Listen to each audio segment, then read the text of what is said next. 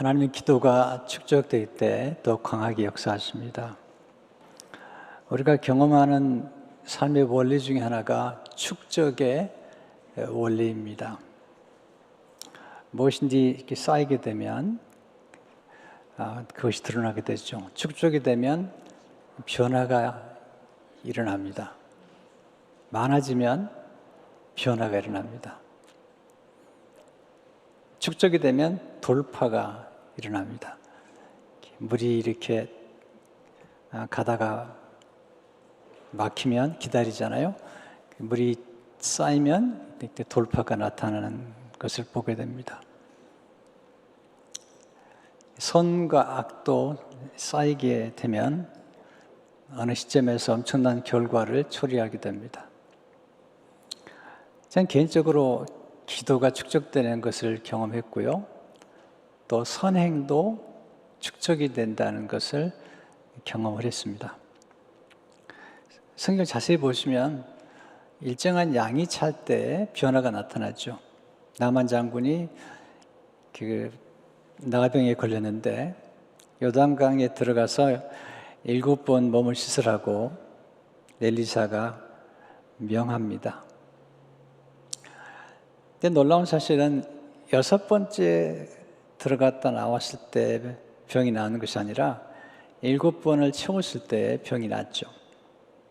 또 엘리야가 3년 6개월 동안 비가 오지 않은 이스라엘 땅을 비가 오도록 기도할 때 갈멜산에서 7번까지 기도합니다. 6번까지는 하늘의 사인이 보이질 않아요. 7번째 기도했을 때 손에 손바닥만한 그런 구름이 보이고 그게 큰 비를 몰고 오는 것을 보게 됩니다. 기도가 축적이 되고요. 우리의 선행도 축적이 됩니다. C.S. 루이스는 순전한 기독교에서 복리의 원리를 다음과 같이 설명합니다. 선과 악은 모두 복리로 증가합니다. 바로 그렇기 때문에 여러분과 제가 매일 내리는 작은 결정들이 한없이 중요한 것입니다. 오늘 아주 작은 선행을 하는 것은 마치 전략적 요충지를 점령하는 일과 같아서 몇 달 뒤에 꿈도 못 꾸었던 승리를 가져다 줄 수 있습니다. 반면에 오늘 겉보기에 사소한 정욕에 빠지거나 화를 내는 것은 적에게 고지나 선로나 교량을 내주는 일과 같아서 바로 그 길을 통해 적의 공격을 받게 될 수 있습니다. 복리의 원리죠. 모세의 기도가 반복되고 또 하나님의 재앙이 반복될 때 하나님의 능력이 더 강렬해집니다. 바로는 더 악해지죠. 근데 모세가 기도하는 가운데 이제 10번째 재앙이 임하고 홍해바다 앞에 섰을 때 출애굽 사건의 기도 가운데 절정에 이르는 기도를 하게 되죠. 저는 이 기도가 벼랑 끝 기도다 이렇게 부르고 싶습니다. 출애굽 14장 13절 14절을 보시면 한번 같이 읽어볼까요? 시작. 모세가 백성에게 이르되 너는 두려워하지 말고 가만히 서서 여호와께서 오늘 너희를 위하여 행하시는 구원을 보라. 내가 오늘 본 애굽 사람을 영원히 다시 보지 아니하리라. 여호와께서 너희를 위하여 싸우시리니 너는 가만히 있을지니라. 모세가 출애굽하는 과정에서 그런 기도의 능력을 경험했고 이제 벼랑 끝에서 앞에는 홍해, 뒤에는 애굽의 군대가 추격해 오는 그 시점에서 하나님 앞에 기도를 드리는 모습을 보게 됩니다. 오늘 본문 속에서 배우는 기도의 비밀, 첫째는 기도는 하나님의 뜻과 연결될 때 강력한 능력이 됩니다. 하나님의 뜻은 구원에 있습니다. 선교에 있습니다. 하나님께서 이스라엘 백성들을 애굽에서 건져내시는 그 구원의 역사 가운데 10가지 재앙을 내리시죠. 근데 마지막 재앙이 장자의 죽음입니다. 특별히 바로 왕의 장자가 죽음으로써 바로의 시대가 끝나고 애굽이 끝났다라는 것을 보여주는 것입니다. 근데 그 기도의 역사 가운데 10번째 재앙에서 우리가 꼭 꼭 유의해야 될 사건이 있는데 그것은 어린 양의 피가 쏟아짐으로 이스라엘 민족이 자유케 되는 것입니다. 모세의 능력이 아니고 어린 양의 피가 문설주에 발라지고 쏟아질 때에 히브리 민족의 장자는 구원을 받게 되고 결국은 애굽을 떠나게 되는 놀라운 역사가 나타나게 되죠. 출애굽기 12장 13절을 보시면 내가 애굽 땅을 칠 때 그 피가 너희가 사는 집에 있어서 너희를 위하여 표적이 될지라 내가 피를 볼 때에 너희를 넘어가리니 재앙이 너에게 내려 멸하지 아니하리라. 피를 볼 때에 넘어가겠다. 이게 패스오버죠. 유월절인데요. 이 어린 양을 유월절 어린 양이라 그렇게 얘기해요. 출애굽기 12장 21절 22절을 보게 되면 보라 이스라엘 모든 장로를 불러서 그들에게 이르되 너희는 나가서 너희의 가족들로 어린 양을 택하여 유월절 양으로 잡고 우슬초 묶음을 가져다가 그릇에 담은 피에 적셔서 그 피를 문 인방과 좌우설지에 뿌리고 아침까지 한 사람도 자기 집 문 밖에 나가지 말라. 유월절 양. 이게 왜 중요하냐면 모세가 이스라엘 백성들을 자유케 할 때 유월절 어린 양을 잡죠. 예수님이 오셔서 예수님은 유월절 어린 양이 되십니다. 예수님 유월절 어린 양을 잡으신 게 아니고 예수님이 친히 유월절 양이 되심으로 예수님의 피로 우리 모든 인류의 저주와 재앙을 막아내시고 그리고 우리를 구원하시는 이 구원의 역사가 나타나는 것을 보게 됩니다. 예수님은 모세가 예수님에 대해서 기록했다고 요한복음 5장 16절에 이렇게 얘기하고 있습니다. 모세를 믿었더라면 또 나를 믿었으리니 이는 그가 모세가 내게 대하여 기록하였습니다. 특별히 어린 양, 예수님이 오실 때에 어린 양으로 오시잖아요. 세상 죄를 지고 하는 어린 양을 보라. 특별히 유월절에 어린 양으로 죽으시는데요. 모세 오경을 기록한 모세가 제일 먼저 기록한 책이 창세기입니다. 창세기 보면 거기 어린 양이 등장합니다. 창세기 3장에 보게 되면 하나님이 가죽옷을 만들어 아담과 하와를 입히시죠. 이 가죽옷은 어린 양을 잡아서 피를 흘려서 가죽옷을 입혀주신 것입니다. 이것은 장차 오신 예수님께서 십자가 죽으심으로 우리에게 예수님의 옷을 입혀주시는 것의 모형입니다. 사장에 가면 가인과 아벨의 제사를 드린 중에 아벨이 어린 양의 제물로 제사를 드리죠. 근데 히브리서 보게 되면 아벨이 더 나은 예물을 드렸다고 그랬어요. 더 나은 예물. 예배를 드리는 아벨도 훌륭하지만 아벨이 더 나은 예물을 드렸다. 이 더 나은 예물이 뭐냐면 어린 양입니다. 예수님은 곧 어린 양으로 오셔서 우리를 구원하시는 겁니다. 모세가 기록한 창세기 22장에 보면 이삭을 대신해서 하나님이 순양을 예비하시죠. 이 순양은 곧 장차 오실 예수님을 의미합니다. 예수님은 아브라함이 예수님의 때를 보았다. 그렇게 말씀하셨는데요. 그러니까 지금 성경 전체 스토리의 핵심은 예수님께 있고 우리가 모세의 기도를 공부하지만 예수님과 어린 양의 구속의 드라마를 우리가 모른다면 기도의 의미가 없는 거죠. 어린 양의 피가 이스라엘 민족을 자유케 하는 것입니다. 모세의 능력이 아닙니다. 기도가 하나님의 구속의 드라마, 하나님의 구속의 드라마와 연결될 때 강력한 능력이 됩니다. 구속의 드라마는 어린 양 예수님을 통해 완성됩니다. 그러면 하나님의 뜻은 뭘까요? 요한복음 6장 40절에 나오죠. 내 아버지의 뜻은 아들을 보고 믿는 자마다 영생을 얻는 이것이니 마지막 날에 내가 이를 다시 살리리라 하시니라.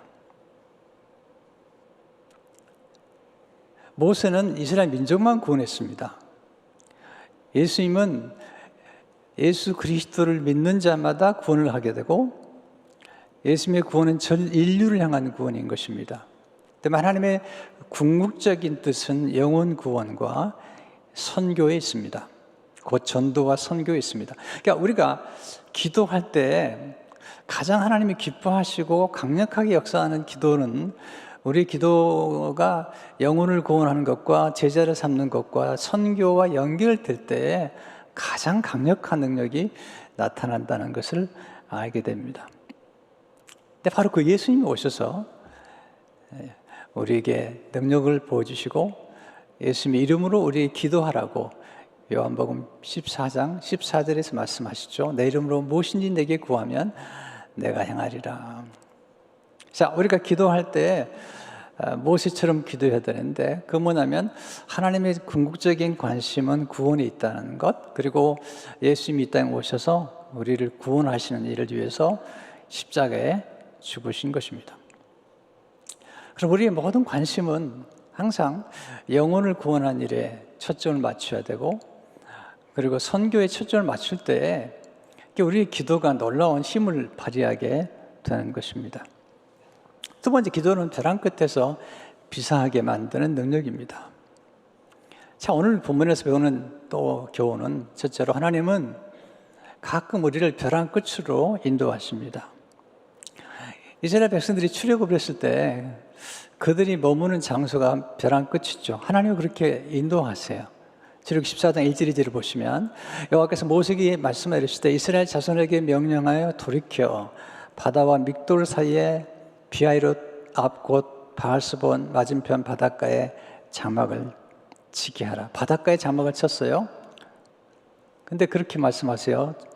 출애굽 14장 4절을 보시면 내가 바로의 마음을 완악하게 한즉 바로가 그들의 뒤를 따르리니. 하나님 말씀하신 거 보세요. 지금 바닷가에 장막을 치게 하고 또 애국 군대가 그들을 따라올 거라고 말씀하시는 겁니다. 벼랑 끝에 서게 되면 두렵죠. 이스라엘 백성들이 두려워합니다. 앞에는 홍해요, 출렁거리는 바다요, 뒤에는 애국 군대가 찾아오니까 두려워하고 하나님께 부르짖죠. 10절에 보면 바로가 가까이 올 때 이스라엘 자손이 눈을 들어 본즉 애굽 사람들이 자기들 뒤에 이른지라. 이스라엘 자손이 심히 두려워하여 여호와께 부르짖고, 심히 두려워하는 상태까지 가끔 우리를 몰아가십니다. 우리가 벼랑 끝에 서게 되면 가끔 벼랑 끝에 서게 되잖아요. 여러분도 경험하고 저도 경험한 것처럼. 그게 중요한 게 뭘까요? 둘째로 벼랑 끝에서 기도하는 법을 배워야 합니다. 평소에 늘 기도하고 또 벼랑 끝에서 기도하는 법을 배워놓으면 인생에서 가끔 경험하는 벼랑 끝에서 우리는 기도를 잘할 수가 있게 됩니다. 기도는 벼랑 끝에서 비상할 수 있는 두 날개와 같습니다. 어떻게 기도하는 게 좋은 기도일까요? 첫째로 환경을 바라보지 말고 하나님을 바라보십시오. 우리 시선이 중요한데요. 이스라엘 백성들은 홍해를 바라보았고 그리고 애굽의 군대를 바라보았기 때문에 두려워했습니다. 모세는 고면하죠. 두려워하지 말라. 그리고 하나님께서 행하시는 구원을 보라. 그들의 눈길을 홍해와 애굽 군대로부터 떼어서 하나님을 보게 합니다. 자, 모세가 문제를 무시한 게 아닙니다. 애굽의 군대를 무시한 게 아닙니다. 홍해를 무시한 게 아닙니다. 여기에 우리의 지혜가 필요하죠. 문제는 인식하십시오. 우리 앞에 문제가 있고 벼랑 끝에 서 있다는 것을 아는 건 중요하죠. 그러나 우리 시선만큼은 눈을 들어서 하나님께 고정을 해야만이 우리가 문제에 압도당하지 않고 승리할 수가 있습니다. 이건 기도의 예술이고 삶의 기술이죠. 문제를 가까이 하면 문제가 커 보입니다. 그러나 하나님 바라보면 문제는 작아 보이고 크신 하나님 앞에서 문제가 해결되는 경험들을 하게 되죠. 지금 시편 121편 1절에 들으면 내가 산을 향하여 눈을 들리라. 나의 도움이 어디서 올고 나의 도움은 천지를 지신 여호와에게서로다. 우리의 눈을 들어서 하나님을 바라볼 때 우리는 기도가 새롭게 시작되는 것을 경험하게 됩니다. 두 번째, 사람을 두려워하지 말고 하나님을 신뢰하십시오. 사람이 우리를 도와주기도 하지만 우리를 두렵게 하는 사람들이 있잖아요. 바로 같은 사람, 바로의 군대 같은 사람들을 가끔 만나게 됩니다. 우리 경험하지 않습니까? 인생 살아가면서 힘들게 하는 사람들을 만나게 되죠. 근데 하나님은 사람을 두려워하지 말라. 잠언 29장 25절을 보시면 사람을 두려워하면 올무에 걸리게 되거니와 여호와를 의지하는 자는 안전하리라. 사람을 두려워하지 말고 여호와를 의지하라고 말씀하고 있습니다. 사람을 두려워하지 않을 수 있는 방법은 하나님을 경외하는 것입니다. 우리는 사람도 두려워할 때가 있고 병도 두려워하고 또 어려운 문제도 두려워하지만 하나님은 우리가 하나님을 경외하게 될 때 그런 두려움을 극복할 수 있다고 말씀하고 있습니다. 우리 하나님 의지할 때 하나님이 이루시는 것을 우리가 보게 되죠. 시편 30편 5절을 보게 되면 내 길을 여호와께 맡기라 그러지 않으면 그가 이루시고. 셋째, 하나님께 기도함으로 하나님이 개입할 수 있는 시간을 드리십시오. 기도란 하나님이 개입할 수 있는 기회를 드리는 거고요. 또 하나 시간을 드리는 겁니다. 우리가 일하면 우리가 일하는 거지만 우리가 기도하게 되면 하나님의 일을 시작하십니다. 그래서 우리가 기도할 때는 기대를 가지고 하나님 어떻게 일하실 것인가를 바라볼 수 있는 믿음이 필요하죠. 서두르면 안 되죠. 하나님 일하실 시간을 드려야 되잖아요. 제록 14장 13절을 보시면 가만히 서서 여호와께서 오늘 너희를 위하여 행하시는 구원을 보라. 가만히 서서 하나님이 어떻게 행하시는지 구원을 보라는 것입니다. 14절을 보시면 여호와께서 너희를 위하여 싸우시리니 너희는 가만히 있을지니라. 하나님이 개입하시면 놀라운 일이 전개됩니다. 우리 힘으로 싸우는 것과 비교할 수 없는 일이 전개됩니다. 기도할 때 중요한 것은 하나님이 일하실 것을 기대하며 기다리는 것입니다. 쉽지 않죠. 우리 마음이 조급하니까요. 근데 기다리게 되면 놀라운 일을 경험하게 되죠. 기도하며 기다리면 하나님이 일하시는 것을 보게 됩니다. 기도하면 그리고 기다리면 하나님 놀라운 섭리를 알게 됩니다. 우리가 어려움을 겪게 되거나 벼랑 끝에 서거나 또는 병에 걸리면 그때는 하나님의 섭리를 모르죠. 근데 기다리고 나면 하나님이 그래서 이렇게 역사하셨구나를 알게 되죠. 기다리면 보게 되고요. 기다리면 알게 됩니다. 나중에 하나님께서 새벽에 바로의 군대를 멸하시는 것을 이스라엘 민족이 보게 되죠. 24절 25절을 보게 되면 새벽에 여호와께서 불과 구름 기둥 가운데서 애국 군대를 보시고 애국 군대를 어지럽게 하시며 그들의 병거 바퀴를 벗겨서 달리기가 어렵게 하시니 애굽 사람들이 이르되 이스라엘 앞에서 우리가 도망하자. 여호와가 그들을 위하여 싸워 애굽 사람들을 치는도다.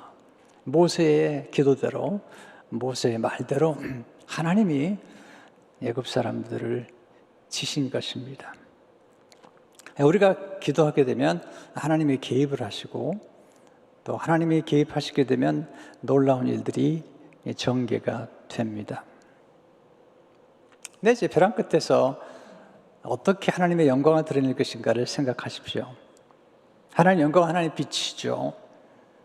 하나님 영광은 어두움 가운데서 더 빛나게 됩니다.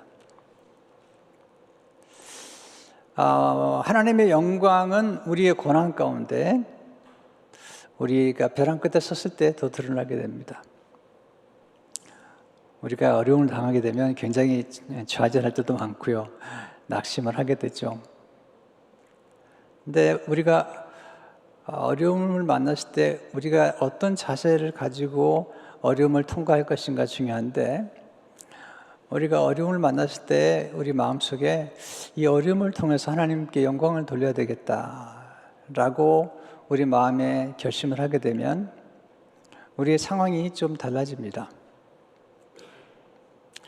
사실 우리 인생 가운데 드라마틱한 경험들은 우리가 아무 문제가 없을 때 경험되는 것이 아닙니다. 성경에서 가장 많은 기적은 광야에서 이루어졌습니다. 40년 광야 가운데 놀라운 기적이 일어난 것입니다. 그처럼 우리 인생의 고난 중에, 역경 중에 굉장히 많은 하나님의 기도 응답과 기적을 경험하게 됩니다. 그래서 우리는 그 광야와 고난의 때를 기억하죠. 왜냐하면 그 광야와 고난의 때에 하나님의 개입하신 것을 경험하게 되고, 그리고 드라마틱한 하나님의 스토리를 우리가 경험하기 때문이죠. 그래서 하나님께서 우리를 벼랑 끝에 몰아가셔서 하나님이 더 큰 영광을 드러내시죠. 나사로가 병들었어요. 근데 예수님께서 바로 가지 않으세요. 나사로가 이제 죽어서 나흘이나 돼서 이제 몸이 썩어가는 때에 찾아가세요. 그렇게 하시면서 하나님의 영광을 드러냈어요. 나사로가 병들어서 고치는 것과 나사로가 무덤에서 나흘이나 돼서 썩어 냄새가 날 때 그를 일으키는 것과 어떤 게 하나님의 영광이 드러날 것 같아요? 더 많이. 그래서 요한복음 11장 40절에서 예수께서 이르시되 내 말이 내가 믿으면 하나님 영광을 보리라 하지 아니하느냐 하시니, 내가 믿으면 하나님의 영광을 보리라. 우리가 경험하는 것처럼 인생은 쉽지 않습니다. 팬데믹 기간 동안 어렵고 고난이 찾아옵니다.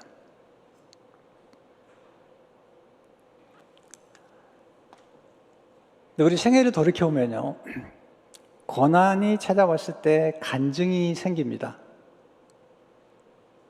근데 문제는 우리가 지나간 과거에 고난이 찾아왔을 때 하나님을 도우셨고, 고난 중에 우리에게 많은 간증을 주신 것을 알고 있음에도 불구하고 우리가 새로운 고난이나 어려움을 만나게 되면 우리 지나간 과거에 하나님 베푸신 은혜를 쉽게 망각하는 것이죠. 이스라엘 민족들이 지금 10가지 애굽에 내렸던 하나님의 재앙과 기적을 보았지 않습니까? 그럼에도 불구하고 지금 홍해 앞에서 두려워하는 것입니다. 이게 우리 인간이죠. 우리 인간은 지나간 과거에 극복했던 것들은 잊어버리고, 또 우리가 받은 은혜는 망각하고, 오늘 지금 내가 직면한 문제가 가장 커 보이는 것입니다. 그리고 그것이 가장 고통스러워지는 것입니다. 그럼 어떻게 하면 좋을까? 우리가 좀 기억력을 좀 사용하는 게 중요합니다. 그래서 어려움을 겪었을 때 지나간 과거에 하나님 어떻게 도와주셨는지를 기억하면, 성경은 기억하란 말이 많이 나오거든요. 또 다윗도 여호와의 은혜를 잊지 말지어다, 그래서 스스로에게 다짐을 하죠. 소돔이 그렇게 얘기하시더라고요. 고난이 찾아오면 이제 하나님의 간증이 시작되는구나 라고 얘기하라고 그러더라고요. 별로 안 좋아하세요. 고난이 찾아오면 간증이 시작되는구나. 왜냐하면 우리 삶 속의 드라마틱한 간증들은 사실은 벼랑 끝에서 경험하는 거고, 그때 우리의 신앙이 자라고 우리가 성숙해지는 경험을 하게 됩니다. 허드슨 테일러는 말하기를, 하나님께서 나를 연단하시는 까닭은 나의 믿음을 증대시키기 위함이다. 이 모든 것은 주님이 나를 사랑하신 연고이다. 만약 주님께서 영광을 받으신다면 나는 그것으로 만족한다. 그렇게 고백하고 있습니다. 세 번째, 기도하면서 하나님 인도를 받으십시오. 하나님 인도를 받으려면 침착하셔야 됩니다. 마음에 늘 고요함을 훈련하셔야 됩니다. 평소에 침묵하는 기도, 또 마음을 고요케 하는 훈련을 하시는 게 참 중요합니다. 왜냐하면 마음이 고요한 가운데 어려운 일을 만나게 되면 그 어려운 문제를 잘 해결할 수 있는 그런 지혜와 하나님의 음성을 듣게 되죠. 이스라엘 백성들은 두려워 떨고 있습니다. 근데 모세는 침착하죠. 그는 성숙한 사람이죠. 미숙한 사람들은 이 감정에 여동을 짓죠. 성숙한 사람들은 감정을 다스리죠. 하나님 모세에게 명하세요. 모세가 가만히 있으라고 그러니까 명하시죠. 15절 16절에 보시면 여호와께서 모세에게 이르시되 너는 어찌하여 내게 부르짖느냐. 이스라엘 자손에게 명령하여 앞으로 나가게 하고 지팡이를 들고 손을 바다 위로 내밀어 그것이 갈라지게 하라. 이스라엘 자손이 바다 가운데서 마른 땅으로 향하리라. 놀랍잖아요. 홍해바다 앞에 있고요. 그 뒤에는 이스라엘 백성들을 죽이려고 하는 애국 군대가 있는데 하나님 명하시는 거예요. 이스라엘 자손의 명령에서 앞으로 나아가게 하래요. 그리고 지팡이를 들고 손을 바다 위에 내밀면 하나님이 갈라지게 하시겠다는 거죠. 먼저 한 걸음을 내딛는 것 중요하잖아요. 하나님이 인도하시죠. 그러면 우리는 순종해야 되죠. 한 걸음을 내딛는 것입니다. 이소벨 쿠는 말하기를 우리가 마땅히 해야 할 바를 다하면 하나님 반드시 길을 열어주신다. 우리가 기도하고 하나님 명령하실 때 한 걸음을 내밀고, 또 모세는 이제 지팡이를 잡고 바다에 손을 내미는 것. 이제 그러면 하나님께서 이제 그 다음 일을 행하시는 것입니다. 마지막으로 인내를 가지고 기도할 때 하나님이 역사하시는 것을 보게 됩니다. 여기서 중요한 건 거듭 인내와 기다림이죠. 모세가 지팡이를 잡고 바다 위로 손을 내밀 때 홍해가 쫙 갈라진 게 아닙니다. 쉽게 영화 보셨습니까? 쉽게 보면 그냥 쫙 갈라지는데요. 그렇게 갈라지는 게 아니고요. 모세가 손을 내밀었을 때 하나님께서 밤새도록 바닷물을 물러가게 하시죠. 서서히 기적이 일어납니다. 그런 과정을 통해서 하나님 믿음을 키워주시고 하나님 영광을 받으시죠. 21절, 22절을 보시면 모세가 바다 위로 손을 내밀 때 여호와께서 큰 동풍으로 밤새도록 바닷물을 물러가게 하시니 물이 갈라져 바다가 마른 땅이 된지라. 이스라엘 자손이 바다 가운데를 육지로 걸어가고 물은 그들의 좌우에 벽이 되니. 상상을 해보세요. 네, 밤새도록 큰 동풍이 와서 바닷물을 물러가게 하고 바다가 마른 땅이 됐죠. 왜냐하면 바람이 불었으니까. 그리고 물이 좌우에 벽이 돼가지고 그 사이를 건너가는 것입니다.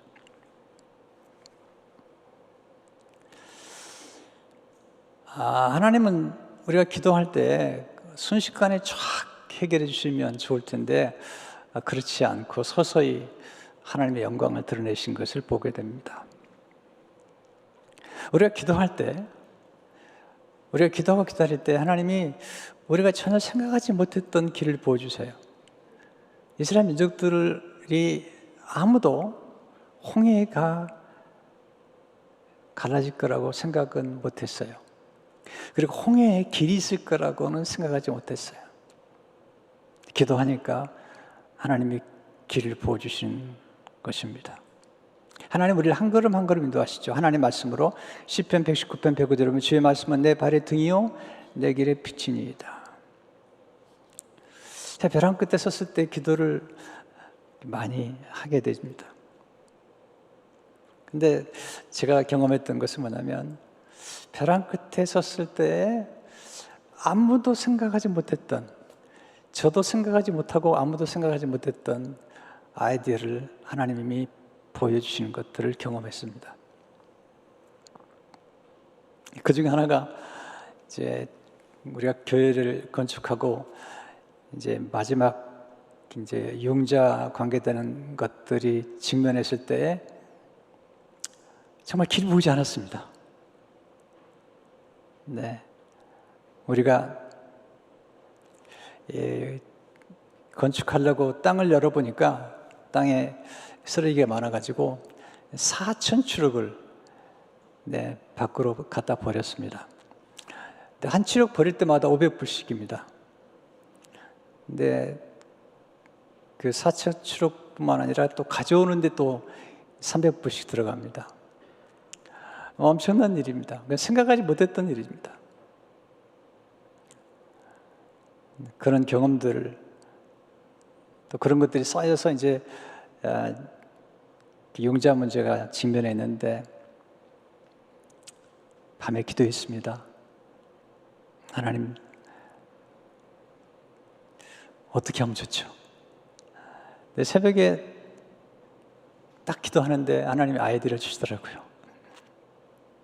그걸 다 묶어가지고 은행에 재융자를 하면 되지 않겠는가. 근데 그 생각을 못 했거든요. 근데 문제는 어느 은행이 그걸 도와줄 수 있겠는가. 근데 결국 하나님께서 원래 융자 받았던 은행에서 아주 좋은 이자율로 우리를 도와주게 된 것입니다. 근데 그때 제가 경험했던 것은 정말 놀라운 경험이었어요. 아무도 생각하지 못했던 경험. 저도 생각하지 못했고 장로님들도 거기까지는 생각을 못 하셨던 것 같아요. 근데 기도했더니 그런 경험들을 하게 된 것입니다.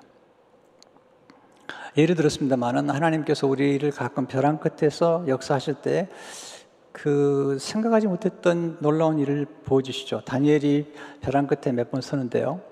다니엘의 벼랑 끝에 서서 기도할 때마다 하나님께서 그를 수직 상승시켜 버립니다. 요셉도 마찬가지고. 벼랑 끝이 나쁜 게 아닙니다.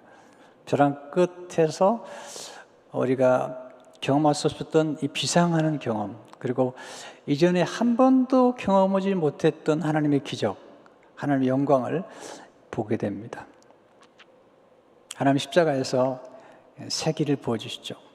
모세가 이제 홍해의 길을 열어 가나안 땅으로 가는데 예수님은 십자가에서 전 인류를 구원하는 그 길을 가게 하시고, 사도 바울은 모세가 바다를 건널 때 세례를 받았다고 그래요. 이스라엘 민족들이 세례는 거듭나는 거잖아요. 새롭게 태어나는 것인데 히브리 노예에서 위대한 민족으로 태어나는 세례를 받았다. 고린도서 10장 1절 2절을 보게 되면 우리 조상들이 다 구름 아래에 있고 바다 가운데로 지나며 모세에게 속하여 다 구름과 바다에서 세례를 받고, 예수님은 우리를 그리고 전 인류를 예수 믿는 사람들에게 세례를 베풀어 주시고, 히브리 노예가 하나님의 장자가 된 것처럼 이제 우리를 하나님의 장자가 되게 하시고 하나님의 자녀가 되게 하시고 영원한 생명의 길로 인도하신 것을 보게 됩니다. 모세가 나중에 예수님을 만나죠. 변화산상에서. 모세는 기도의 사람이고 예수님도 기도하는 주님이십니다. 지금도 하나님은 기도 가운데 역사하십니다. 벼랑 끝에 섰다는 것은 굉장히 힘든 일입니다. 그러나 벼랑 끝에서 우리는 이전에 전혀 경험하지 못했던 하나님의 능력과 하나님의 영광을 경험하게 됩니다. 모세가 경험한 것처럼, 여러분과 제가 경험한 것처럼 중요한 것은 벼랑 끝에 있을 때 기도해야 한다는 것입니다. 하나님을 바라보고 하나님이 개입할 수 있는 시간을 드리는 것입니다. 그때 하나님이 개입하시게 되면 우리가 상상할 수 없는 역사가 나타납니다. 그리고 하나님이 기뻐하시는 구원의 역사와 선교의 역사가 나타나게 됩니다. 여러분, 기도하는 가운데 벼랑 끝에서 승리하는 여러분 되시기를 주의 이름으로 축원합니다. 하나님 감사합니다. 오늘 말씀대로 우리가 벼랑 끝에 기도하게 하시고 기도하는 가운데 이전에 경험하지 못했던 하나님의 영광을, 더 큰 하나님의 역사를 경험하도록 도와주옵소서. 벼랑 끝에서 낙심하거나 두려워하지 않게 하시며 오히려 하나님을 악망하고 바라보는 가운데 하나님의 놀라운 기적과 축복을 우리 성도 한 분 한 분이 경험하도록 역사해 주시고, 고난의 때에 곧 하나님의 간증이 시작된다는 사실을 알고 낙심하지 않고 기도하는 가운데 하나님의 놀라운 간증을 선포할 수 있도록 축복해 주옵소서. 예수 이름으로 기도합니다.